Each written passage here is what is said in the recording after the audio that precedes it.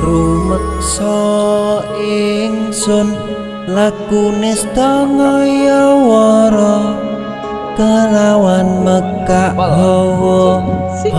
kang dur angkara senajan setan gentayangan tansah gawe rupeda